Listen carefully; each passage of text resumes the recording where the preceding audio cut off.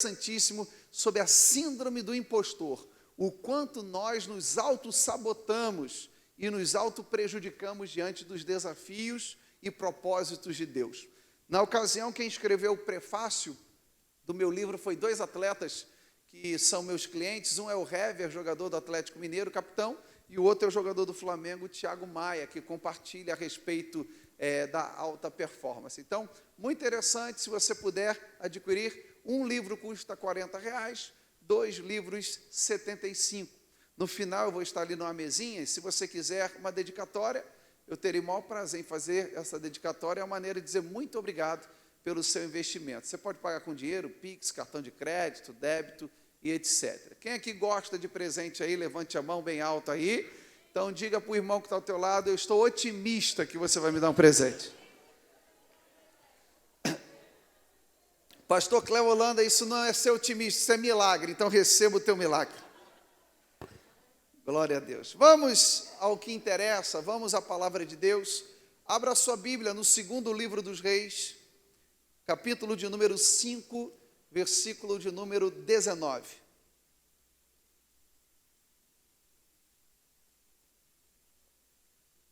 Segundo livro dos Reis, capítulo 5, versículo de número 19 a 27. Se você já achou, diga amém. Eliseu lhe disse, vá em paz. Quando Naamã se tinha afastado certa distância, Geazi, o moço de Eliseu, homem de Deus, disse consigo, eis que o meu senhor impediu a este Ciro Naamã, que da sua mão se lhe desse alguma coisa do que trazia. Porém, tão certo como vive o Senhor, hei de correr atrás dele e receberei dele alguma coisa. Então foi Geazi em alcance de Naamã. Naamã, vendo que corria atrás dele, saltou do carro a encontrá-lo e perguntou, vai tudo bem? E ele respondeu, tudo vai bem. Meu senhor me mandou dizer, eis que agora mesmo vieram a mim 2 jovens, dentre os discípulos dos profetas da região montanhosa de Efraim. Dá-lhes, pois, 1 talento de prata, 2 vestes de festivais. Disse Naamã, ser servido, tomar 2 talentos. Estou com ele, e amarrou 2 talentos de prata em 2 sacos e 2 vestes de festivais, e pô-los sobre os 2 dos seus moços, os quais os levaram adiante dele. Tendo ele chegado ao outeiro, tomou-os das suas mãos e os depositou na casa, e despediu aqueles homens que se foram. Ele, porém, entrou e se pôs diante do seu senhor. Perguntou-lhe Eliseu, de onde vem Geazi? Respondeu ele, teu servo não foi a parte alguma. Porém lhe disse, porventura não fui contigo em espírito, quando aquele homem voltou do seu carro a encontrar-te? Era isto ocasião para tomares prata e tomares vestes, olivais, vinhas, ovelhas, bois, servos e servas? Portanto, a lepra de Naamã se apegará a ti e a tua descendência para sempre.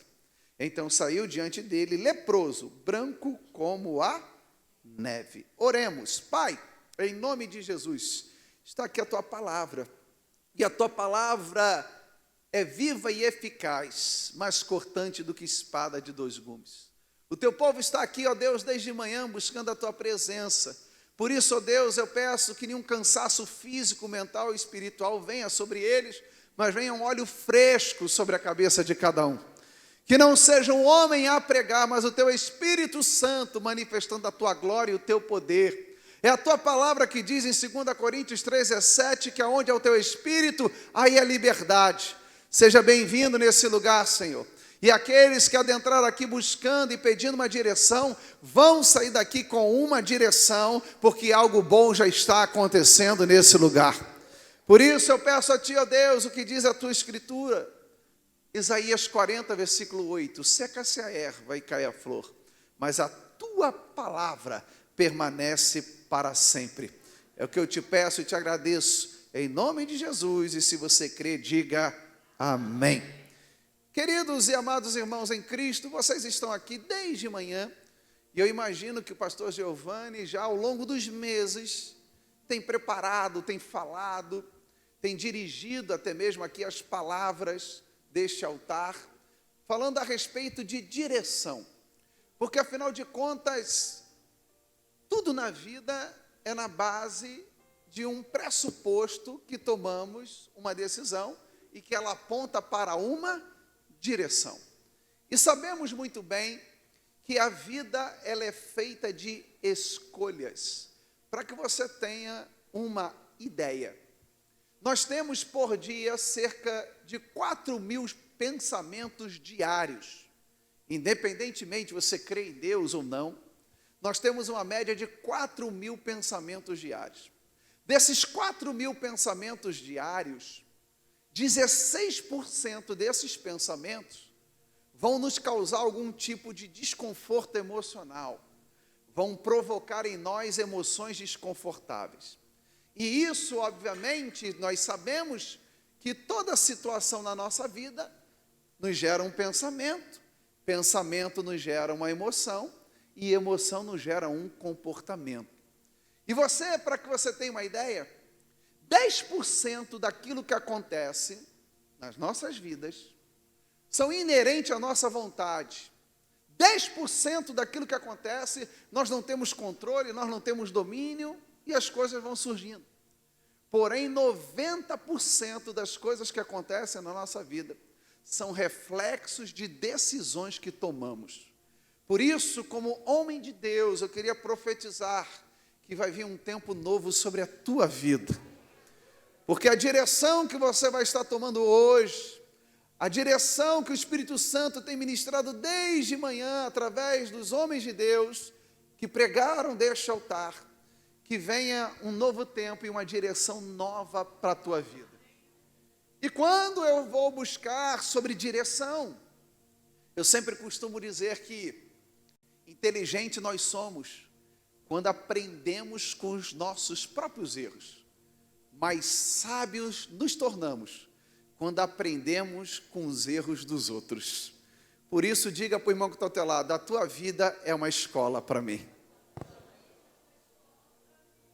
E a Bíblia, ela de capa a capa, obviamente, ela é transcendental. A Bíblia de capa a capa dá ênfase no sobrenatural, mas também não podemos dizer que a Bíblia de capa a capa ela é comportamental. Tanto é que todas as mensagens que pregamos, nós nos baseamos em algum tipo de personagem bíblico. E através ali dos seus comportamentos, através de sua fé, nós tiramos lições para as nossas vidas. E ali tomamos decisões, e com essa decisão ou decisões, vem uma direção. E quando eu olho esse texto mexe muito comigo, porque está relacionado a um homem que tinha tudo para dar certo e que deu errado. Tudo isso, e se você olhar o texto, é muito interessante esse texto, você vê que não há intervenção de Deus, não há intervenção do diabo em nenhum momento. O texto vai dizer, e tomado por um espírito imundo, e Satanás aparece para Geazi. Nada disso, nem Deus, nem o diabo aparece, mas este homem toma a direção errada e acaba adoecendo. Se eu tivesse que dar um título a essa mensagem, eu daria o seguinte título: quando as nossas escolhas nos adoecem. Eu tenho certeza e convicção, se nós abríssemos aqui o microfone, e existem muitas pessoas que o preço que está pagando hoje, situações que vivenciaram outrora, foram escolhas e decisões que tomaram errado. E que hoje você se arrepende profundamente. Mas Deus te trouxe no dia de hoje para dizer, você vai tomar a direção certa, a decisão certa, e os resultados vão ser diferentes. Porque quando eu olho para Geazi, eu aprendo com ele o que não fazer. E é interessante porque você está aqui pedindo a Deus uma direção. Deus, me dê uma direção. E não podemos, e é importante você prestar bastante atenção, Existem muitas falácias no mundo aí fora, como por exemplo, eu sei dividir minha vida pessoal com a profissional. Eu sei dividir minha vida ministerial com a minha vida profissional. Não, meu irmão, você é um ser único. Nós não sabemos dividir porque nós somos espírito que possuímos uma alma e habitamos dentro de um corpo. Então, por isso é muito importante entendermos que direções que tomamos, decisões que tomamos, podem nos levar a grandes vitórias, mas podem também nos levar a grandes adoecimentos. E quando eu olho esta passagem da Bíblia, você percebe que Deus tinha acabado de usar de maneira extraordinária Eliseu para curar o comandante Naamã, um homem leproso, arrogante, um homem ali cheio de vitórias humanas, onde se quebrantou na presença de Deus. E Deus usou Eliseu para um grande, extraordinário milagre. E aí você percebe que naquela cena, logo depois que Deus cura Naamã, através de Eliseu, ao invés de Geazi glorificar o Senhor, escolher a melhor parte, que é o agradecimento a Deus, você vê que Geazi, ele manifesta diversos tipos de comportamentos disfuncionais. E acaba que essa direção que ele toma, essa decisão que ele toma, essa escolha que ele abraça, acaba, além de trazer comportamentos disfuncionais, acaba trazendo adoecimento para a sua vida. E aí, quando eu olho esse texto, isso me salta tanto aos olhos, e eu me pergunto, quem é Geazi? O texto vai dizer que Geazi era servo de Eliseu, e Eliseu era homem de Deus. Olha, se você tivesse que ter um apelido, se você tivesse que ter alguém te chamar por algo, o que você gostaria que as pessoas te chamassem? Quem ficaria aqui se sentiria honrado de ser chamado homem ou mulher de Deus? Levante a mão. Geazi, ele era servo de Eliseu, homem de Deus. Se ele era servo de Eliseu e Eliseu homem de Deus, ora, Geazi partia do pressuposto que também era um homem de quê? De Deus. Seu ministério começou muito bem, porque entenda, grava isso. O nosso talento tem o lado luz e tem o lado trevas. Os nossos defeitos são as nossas virtudes em excesso. Se você olhar Geazi, como é que ele começa o ministério? Ele começa o ministério muito bem, ele observa que a sunamita não tinha filho. Ele percebeu, Eliseu é abençoado e contemplado com o quarto, e Eliseu fica tão impactado que vira para Geazi e fala, Geazi, o que Deus pode fazer na vida dela? E Geazi, uma pessoa muito atenta, super vigilante, ele observa que esta mulher não tinha filho. E ele disse para Eliseu, Eliseu, ela não tem filho. E o que Eliseu faz? Então vamos orar por ela. E depois de tanto tempo, o que aconteceu com a sunamita? Ela teve o quê? Um filho. Ele começou muito bem.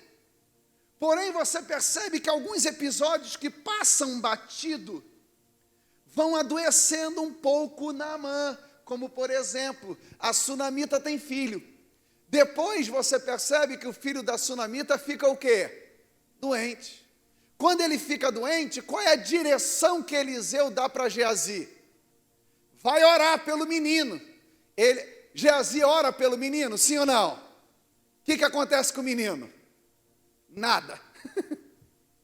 Depois, você percebe que Geazi, ele participa da cura de Naamã, ele presenciou a cura de Naamã, mas ele fez alguma coisa? Não, ele também não tem qualquer tipo de protagonismo. Porém, portanto, todavia, eu não sei você, e a Bíblia não diz isso, e você não é obrigado a crer, mas na minha percepção, o sucessor natural de Eliseu deveria ser, ou poderia ser, Geazi. Porque você não vê em nenhum outro momento citar o nome de servos, de discípulos de fato de Eliseu.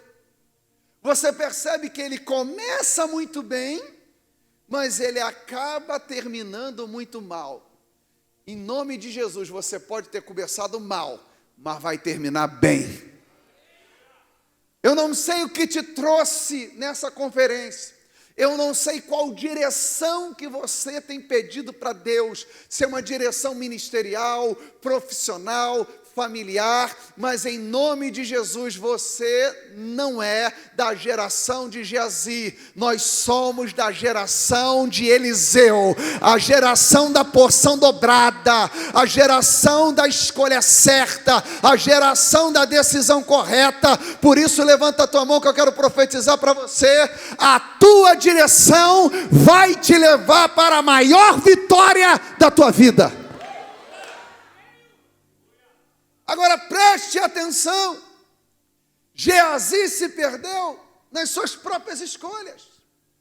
E é importante, meus irmãos, porque o evangelho é muito mais simples do que a gente pensa. A vida é muito mais simples do que a gente pensa, nós que enrolamos. Entenda que nós somos livres para escolhermos, mas não somos livres a respeito da colheita. A lei do plantio é opcional, mas a da colheita é obrigatória. Você planta se quiser, você é livre para escolher, mas a partir do momento em que você escolheu, pode ter certeza, vai ter resultado dessa escolha, seja bom ou ruim. O problema é que tem muito cristão que usa texto fora de contexto e vira o quê? Pretexto. Tem irmão que planta pimenta e fica, Deus, eu determino, Pai, essa pimenta vai virar morango. E não vai, Deus não vai fazer isso. Deus tem poder para isso? Tem. Mas por que Deus não faz? Porque Deus não fere princípios. As escolhas você faz se quiser, mas a partir do momento que você escolheu, já está definido ali o que você vai colher. As escolhas das nossas vidas, elas vão traçar o nosso destino. Muitas vezes nós falamos de destino, falamos de propósito, falamos de promessas, mas a sua vida é de fato resultado das suas escolhas. Eu estou num perrengue muito grande, Senhor, salva o meu marido, esse miserável de Jeová. A escolha foi tua. Meu Deus, eu não aguento tal trabalho. A escolha foi tua. Porque isso, por causa daquilo outro. A escolha foi sua. Nós somos resultados das nossas escolhas. Se a sua vida está boa, glorifique. É resultado das suas escolhas. Se a sua vida não está muito boa, diga, olha, foi resultado das minhas escolhas, mas a partir de hoje, na conferência direção, eu vou tomar uma nova direção, eu vou tomar uma nova decisão, e pode ter certeza, comportamentos novos, frutos diferentes, comportamentos iguais, resultados iguais. E eu vim aqui para te dizer, mude a direção, porque vem coisa nova de Deus para você. Agora talvez você diga assim, tudo bem, pastor Cléo Holanda, mas como é que, quem aqui é sincero para dizer, eu tenho dificuldade às vezes de tomar decisões? Quem aqui? Tem irmão que é tão confuso que tem até dúvida se levanta a mão ou não. Será que eu levanto ou não levanto? Se você quer saber se a sua escolha é uma escolha saudável, ela tem que estar sempre pautada num tripé: crenças, princípios e valores. Se a decisão que você toma, se a escolha que você tomar, a direção que você determinar, vai ferir a sua crença, ou o seu valor, ou o seu princípio, puxa o freio de mão, não tome decisão. Se a escolha que você fizer não traz reflexão sobre isso, tudo bem, mas eu vou tomar uma decisão importante. Se eu abraço essa causa, se eu vou para esse ministério aqui da igreja, se eu saio do louvor e vou para a diaconia, se eu vou para o ministério pastoral, se eu saio desse trabalho e vou para outro, se eu, de repente, estou solteiro, vou me relacionar com fulano de tal. Calma aí, essa decisão que eu estou tomando, a direção que eu quero que Deus me dê, ela vai ferir meus valores? Então não tomo. Ela vai ferir os meus princípios? Ela vai ferir as minhas crenças? Se ela não fere crenças, princípios e valores, elas então te dão o livre-arbítrio para você avaliar prós e contras para você tomar decisões. Será que sempre vamos acertar? Nem sempre, mas as consequências elas são as menores possíveis. Quando você olha Geazi, as escolhas de Geazi o fizeram adoecer. Não foi obra de bruxaria e feitiçaria. Não foi Deus que falou, olha, eu te rejeito, Geazi. Não. O que eu quero te trazer à consciência é que esse episódio bíblico, ele se pauta em decisões erradas, numa direção errada, numa escolha errada. Mas se você está aqui numa conferência, você está em busca de uma direção. E se a tua direção estiver baseada na palavra de Deus, em crença, princípios e valores, pode ter certeza, a vitória mais cedo ou mais tarde vai chegar. Quando eu olho para Geazi, eu percebo que as escolhas de Geazi o fizeram adoecer. E as suas escolhas eram um reflexo de um emocional, de um estado emocional completamente adoecido. Que gerou, obviamente, um emocional adoecido, vai gerar comportamentos disfuncionais. E se eu tenho as minhas emoções adoecidas e comportamentos disfuncionais, as consequências espirituais, elas serão terríveis. Por isso que a Bíblia vai dizer no Salmo 42, versículo 7, um abismo chama outro abismo. E aí quando eu olho para Geazi, quais características ou quais sintomas Geazi manifesta que o levaram a esse adoecimento?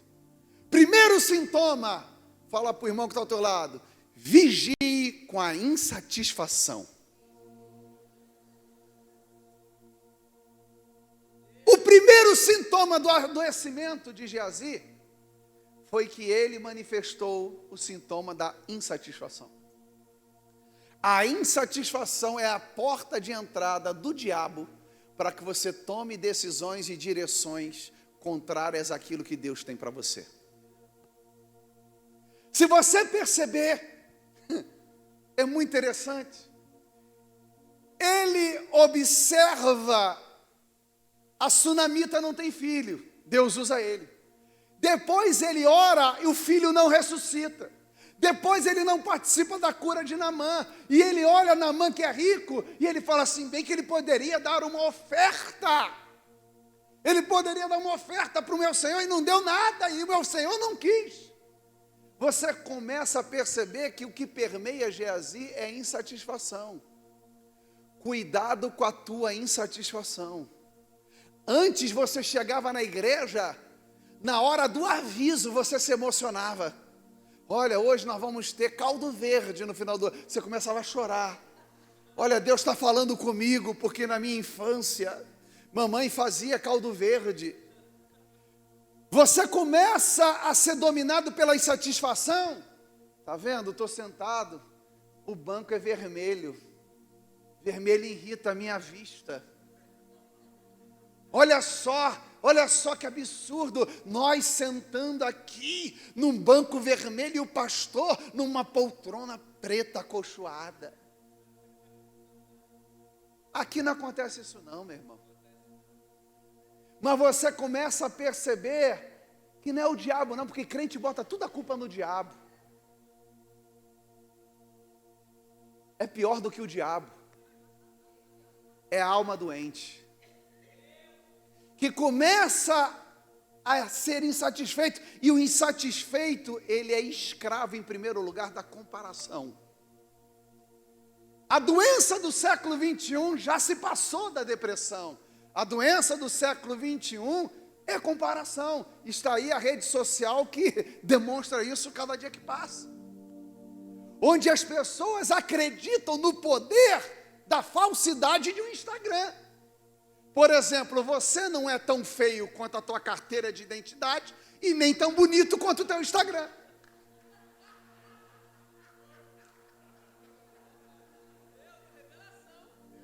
Estou falando a verdade? O que acontece? Você começa a se comparar. Você começa a entrar numa comparação. E eu imagino Geazi ali, poxa, eu trabalho para ele, eu sou homem de Deus, eu orei pelo menino, eu me joguei no menino, não aconteceu nada. O Eliseu vai lá e ora e o menino ressuscita. Ah, meu Deus, o meu Senhor vai lá e é usado para curar Naamã. Quando ele dá oferta, o meu Senhor não quer nada. E poxa, todo mundo aqui precisando. Ele começa a se comparar.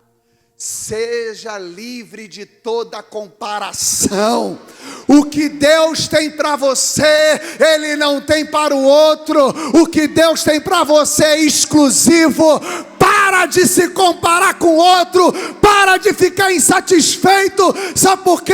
O que Deus tem para você, o diabo não vai tocar.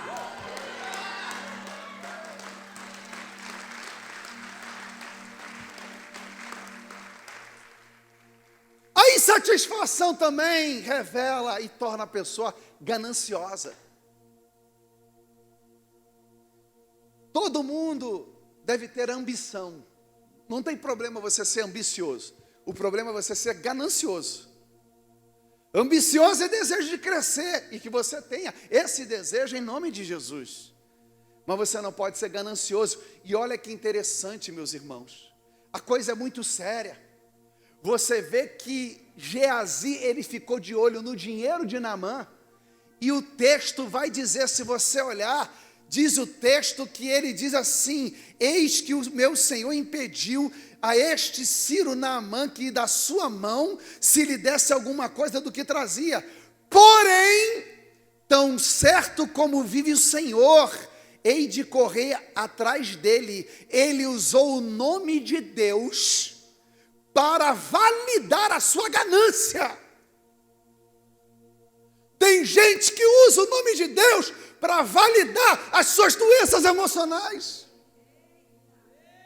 Em nome de Deus, valida a ganância. Em nome de Deus, faz atrocidade, manipula pessoas.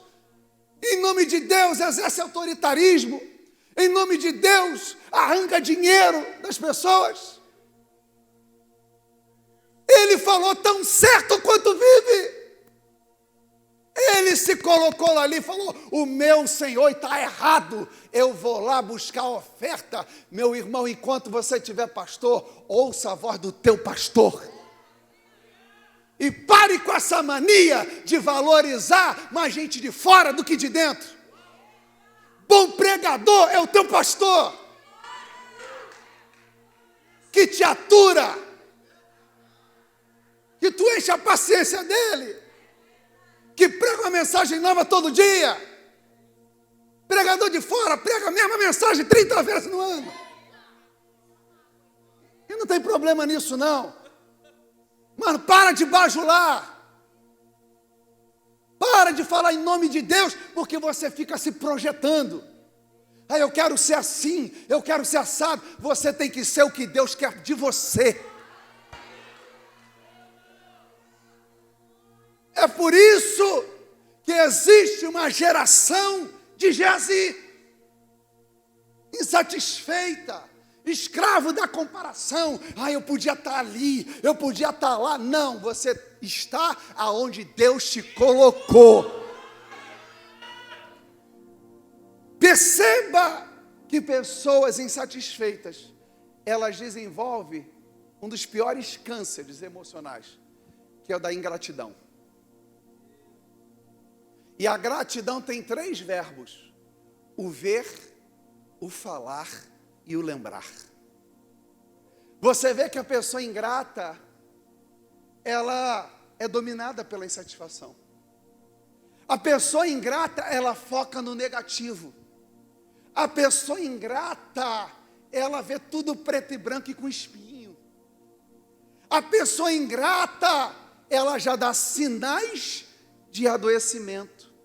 E para que vocês tenham uma ideia, por exemplo, que aí a gente está falando de uma patologia, se você pega uma pessoa que se encontra sofrendo de depressão, o depressivo, e aí é uma doença, ele vai ter dificuldade de ser grato. Porque ele tem baixa produção de serotonina e dopamina, 2 neurotransmissores. E o que Satanás muitas vezes quer? É que você seja ingrato. Porque se você for ingrato, você adoece. Mas se você for grato, você se fortalece. Seja grato. Seja grato. Você repara que Geazi, ele infelizmente manifestou a ingratidão. Ele olhou e disse: eu vou lá buscar a oferta, eu vou lá conversar com esse comandante. Não está certo, não é isso, não é aquilo outro. Meu irmão querido, seja grato a Deus. Grato a Deus pela tua família, grato a Deus pelo teu ministério, grato a Deus pela tua igreja, grato a Deus pela tua saúde, grato a Deus pelo teu trabalho. Sabe por quê? Enquanto você agradece, Deus abre caminhos para a tua vida. Por isso, saia dessa conferência com uma direção dentre tantas que você recebeu. Veja a gratidão. Lembre das coisas que trazem a memória, que te dê gratidão, mas também fale para pessoas gratas. Saia daqui hoje mandando mensagem para as pessoas que você, de alguma maneira, te ajudou. Você vai ver que essa gratidão que você está plantando para o outro, vai vir com força de colheita para você. Primeiro adoecimento e sintoma de adoecimento emocional de Geazi, que levou ele a adoecer, pautado nas suas escolhas, é a insatisfação. Mas segundo lugar, é a mentira. Diga para o irmão que está ao teu lado: cristão não pode mentir.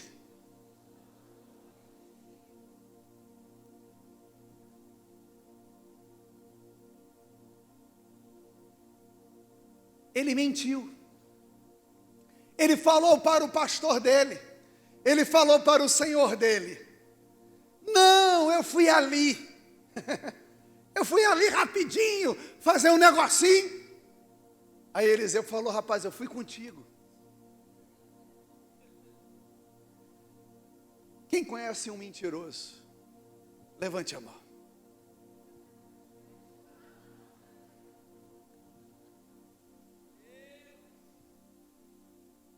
O mentiroso é alguém que sofre de uma terrível baixa autoestima. Se você for estudar um pouco sobre mentira, qual é a primeira vez que uma pessoa mente? Geralmente a primeira vez que uma pessoa mente é na fase da infância, onde nós chamamos de corte narcísico. O que é isso? É aquele menino que ele desce e ele vai para a praça ali jogar bola, e aí ele vai de tênis.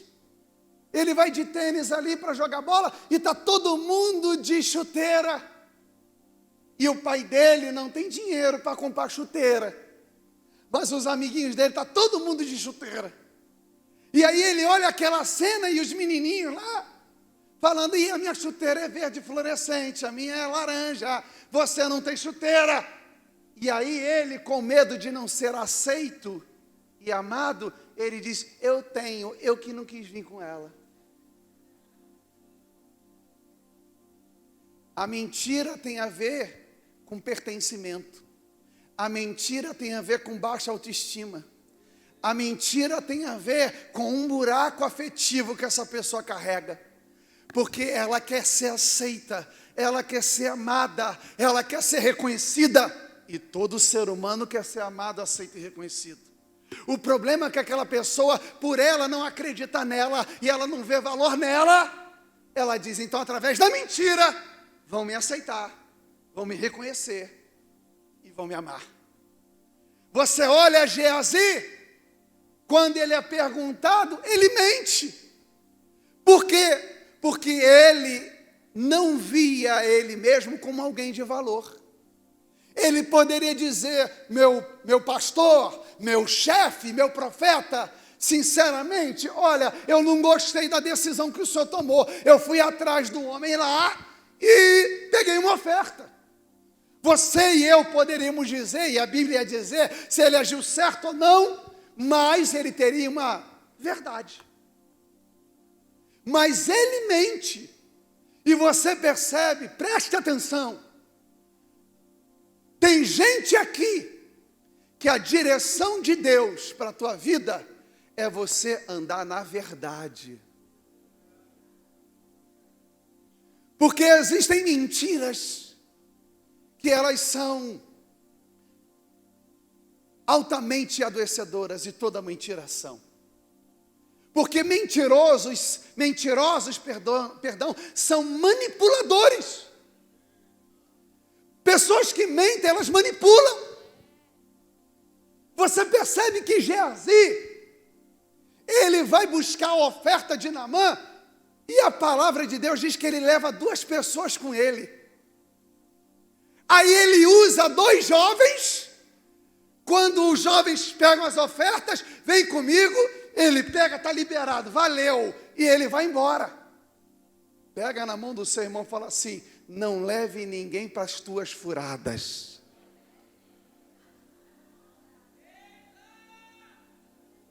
O mentiroso, o doente emocional, ele além de insatisfeito, ele leva outras pessoas para viver a mentira que ele acredita ou que ele quer tirar algum proveito. Por isso, meu irmão, ajude quem é pecador, ajude quem minta, mas não ande com mentiroso, porque quem anda com mentiroso vai se tornar mentiroso, e quem anda com mentiroso vai ser manipulado. Você não tem que andar na mentira, você tem que andar na verdade. Pode aplaudir bem forte a esse Deus.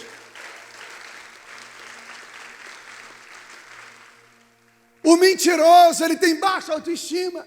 O mentiroso, ele é manipulador. E o mentiroso, ele pode desenvolver até uma patologia que nós chamamos de mitomania, que é a mentira patológica e compulsiva. Tem gente que mente tanto que acredita na própria mentira. E não vou falar que tem um monte de pastor mentiroso, porque isso não existe. Mente dados. Mente. Quantos membros você tem? 5.000 membros. Se juntar tem 15.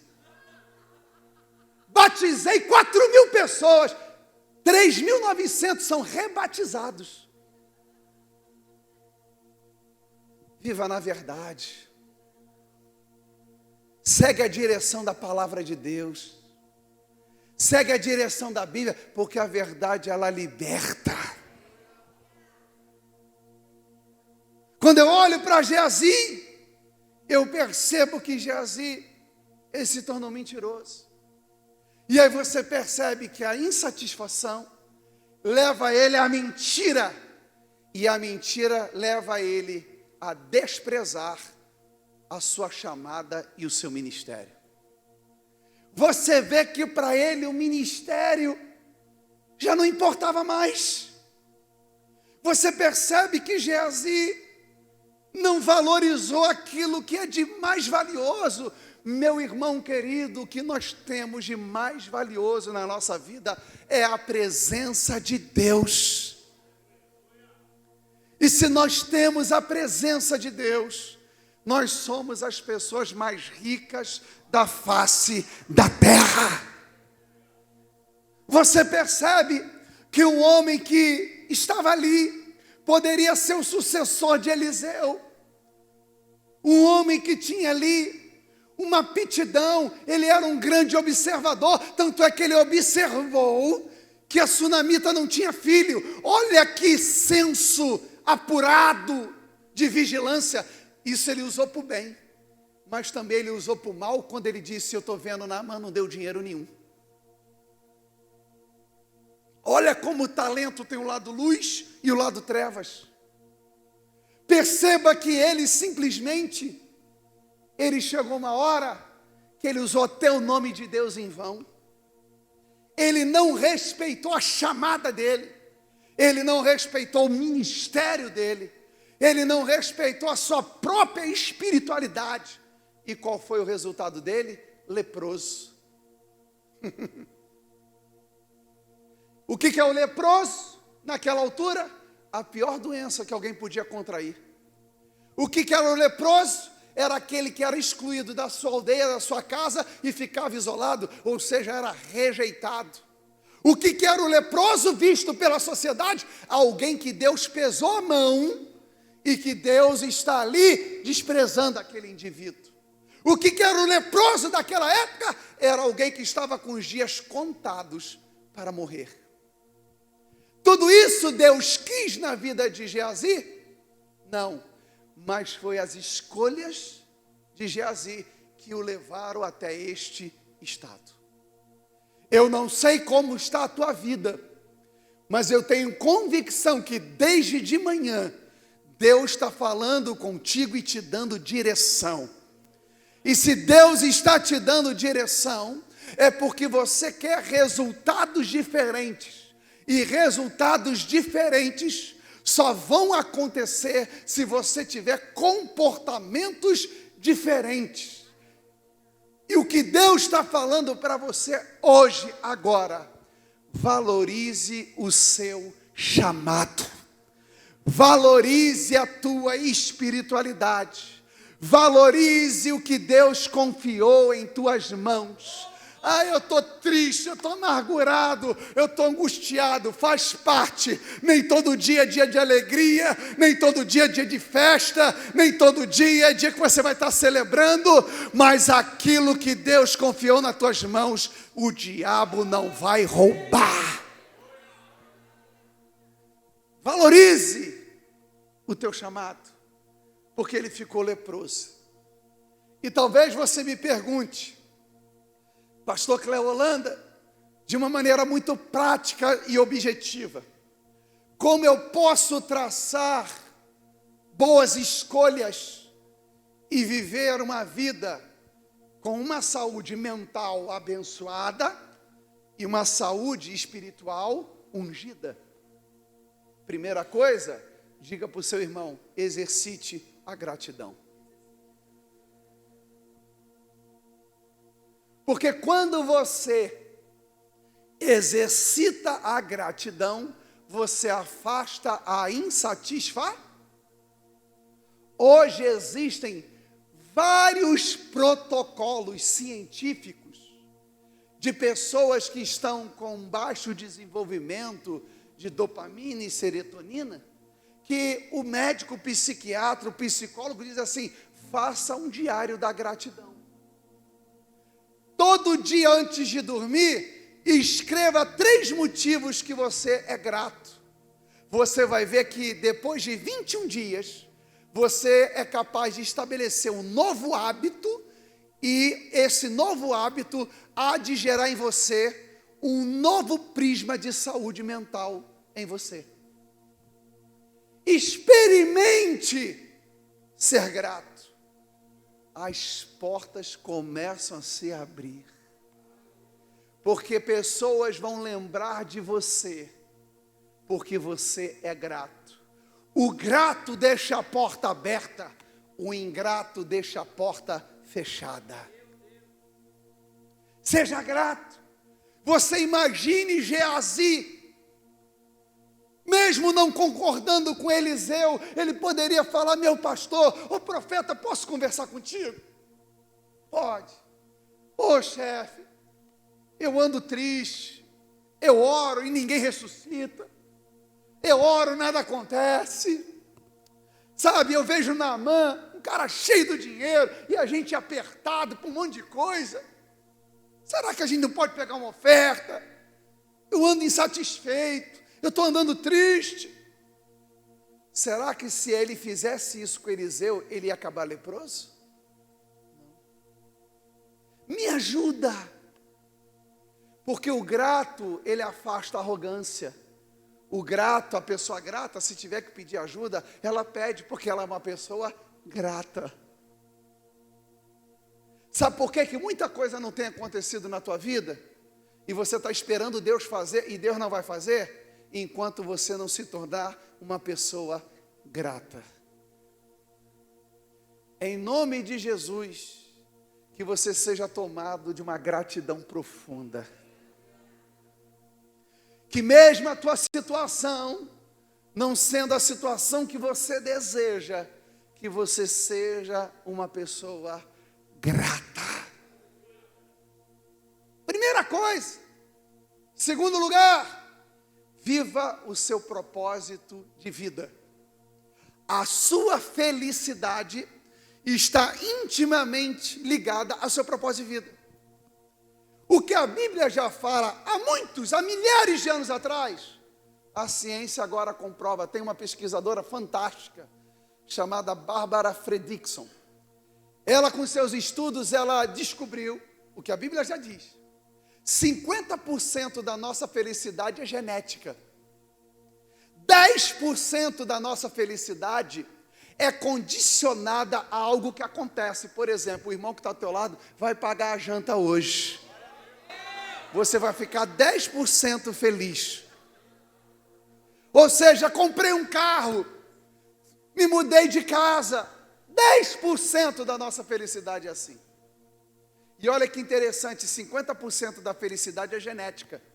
E 50% de uma pessoa, quando você vai estudar sobre depressão, a depressão 50% tem um viés genético. Pode ter um viés genético. E 40% da nossa felicidade está condicionada às nossas atividades intencionais, ao nosso propósito de vida. Por isso que hoje gastam-se milhões para descobrir a ciência da felicidade. Porque felicidade é diferente de alegria. Alegria é uma emoção universal. Nós nascemos com ela, Deus nos deu. Alegria é um êxito específico e momentâneo. Alegria, felicidade é um estado de bem-estar, de consciência plena. Ou seja, eu posso estar triste hoje, mas eu sou uma pessoa feliz. Hoje tem um monte de flamenguista triste. Mas o flamenguista, ele é feliz.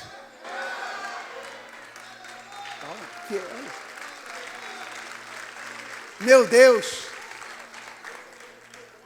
Eu quero voltar aqui, Jesus. Então, o que acontece? Entenda, quando você vive o seu propósito, você pode ter até luta. Você pode até estar triste, mas acontece algo que você acaba sendo renovado. Quantas vezes, qual é o meu propósito de vida? Eu entendi que o meu propósito de vida é ser degrau na vida de pessoas, ajudar pessoas. Muitas vezes você acha que eu fui na igreja, por exemplo, como pastor, você acha que eu fui pregar animado e feliz? Muitas vezes eu fui na unção do Michael Jackson, o anjo me pegando por aqui, ó.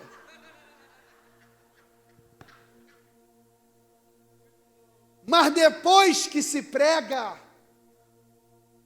Deus enche a sua vida, porque você está vivendo o seu propósito. Sabe por que você está tão triste, infeliz? Porque você ainda não descobriu o seu propósito.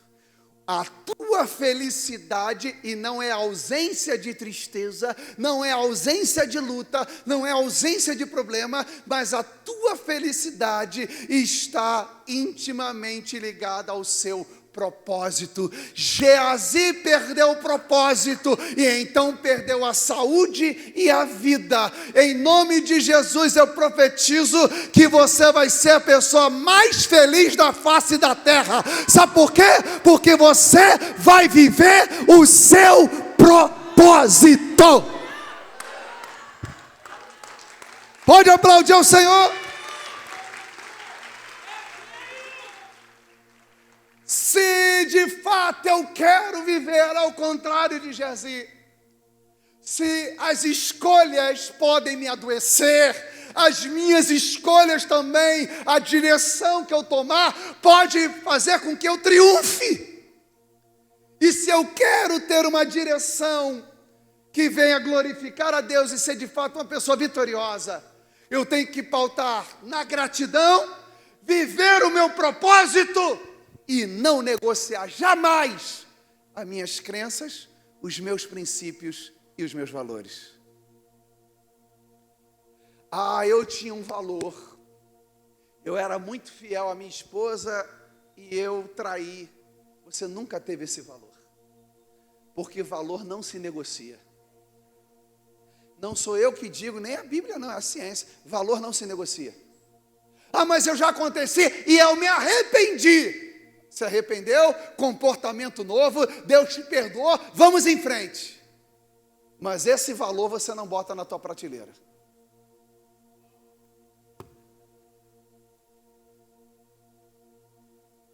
Quando eu quero escolhas saudáveis, eu não posso negociar crenças, princípios e valores. Com todo respeito e com todo carinho, entendendo da dor humana, eu conheço pessoas que já se batizaram, viveram da obra e depois foram para práticas espiritualistas totalmente contrárias à palavra de Deus. Essa pessoa, ela nunca teve, com todo respeito, quem sou eu para julgar? Mas essa pessoa não conhece e não teve encontro com Deus. Quando eu começo a relativizar a Bíblia, quando eu começo a ser um cristão muito permissivo, e não estou falando ao contrário do radical, porque toda polarização é ignorante, é burra e é disfuncional. O que você tem que entender é que você não pode ser o radical e nem o permissivo, você tem que ser o equilibrado. E o equilibrado é aquele que olha para Jesus e quando o bicho pega, ele se pergunta: em meus passos, o que faria Jesus? Você acha que se Geazi, no meio desse turbilhão emocional, querendo uma direção para a vida, se ele parasse e falasse assim: no meu lugar, o que o meu profeta Eliseu, qual seria a decisão dele? Você acha que ele terminaria assim? Evidentemente que não. A história de Geazi é um excelente exemplo de como não fazermos. Porque afinal de contas, as nossas escolhas em Deus nos levarão às promessas dele na nossa vida. Por isso, saia daqui hoje. Você está desde de manhã, tarde e noite, numa imersão, falando: Deus me direciona. Se eu pudesse, de uma maneira muito prática e objetiva, falar 3 coisinhas: seja grato, desenvolva a gratidão, viva o teu propósito e não abra mão das tuas crenças, princípios e valores. E saiba de uma coisa: se você fizer isso, eu posso te garantir, à luz das Escrituras, você não será da geração de Geazi, mas você será da geração de Eliseu. Em nome do Senhor Jesus Cristo, rompa nessa noite com a insatisfação, rompa com a mentira e viva aquilo que Deus tem para você. E agradeça a Deus pelo teu chamado, pelo teu ministério.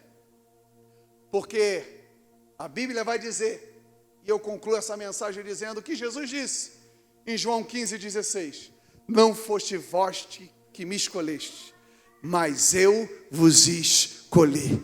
Que Deus te abençoe de maneira rica e abundante. Aplauda bem forte ao Senhor. Fique de pé, em nome de Jesus. Fique de pé em nome de Jesus.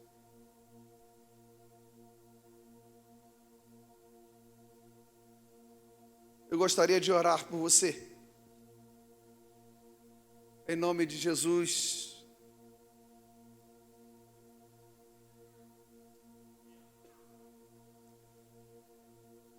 Feche os teus olhos. Coloque a mão no teu coração. Será que você pode fechar os teus olhos e começar a adorar e a glorificar o Senhor? Senhor, nosso Deus e nosso Pai, em nome de Jesus, está aqui, ó Deus, o teu povo que aqui está, que veio buscar a direção do teu Espírito. Desde de manhã, ó Deus, ouvindo a tua voz, através dos homens de Deus. Não permita que ninguém saia daqui, Deus, de mãos vazias, mas que teu povo saia daqui hoje fortalecido. E eu clamo a ti nessa noite, te pedindo que o Senhor levante a geração de Eliseu, e que todo espírito de Geazi caia por terra no nome de Jesus. Tira de nós, ó Deus, a insatisfação que revela um coração ingrato, revela um coração ganancioso. Tira de nós e afaste de nós a mentira, porque o pai da mentira é o diabo. Tira de nós a comparação. Tira de nós, ó Deus. Trabalha em nós a autoestima. Porque como pode nós não nos enxergarmos valiosos, se a tua palavra diz que o Senhor pagou um bom preço por nós? Como nós podemos enxergar-nos de maneira distorcida, se o Senhor pagou um preço por nós na cruz do Calvário? Em nome de Jesus, Pai, tira toda manipulação, porque às vezes manipulamos sem saber que estamos manipulando. Senhor, tira, Senhor, o nome de Deus de maneira falsa e de maneira em vão da nossa boca, porque às vezes usamos o teu nome para validar comportamentos disfuncionais. Às vezes usamos o teu nome, Senhor, para fazer aquilo que não é do teu agrado. Senhor, em nome de Jesus, que essa conferência seja dividida em um antes e um depois na vida dos teus filhos que aqui estão, e que possamos ter amor à nossa chamada, amor ao nosso ministério. Senhor, que essa pessoa comece nessa noite a entender que somos ricos porque temos a tua presença. E nessa noite, ó Deus, nós levantamos as nossas mãos e começamos a agradecer. Abra a tua boca e agradeça. Faz um barulho santo nesse lugar, meu irmão. Abra a tua boca e glorifique. Abra a tua boca e exalte. Diga para Ele: o Senhor é bom, o Senhor é misericordioso, o Senhor me curou, o Senhor me libertou. Ah, meu irmão, fale para Ele: Deus, eu vou viver o meu propósito.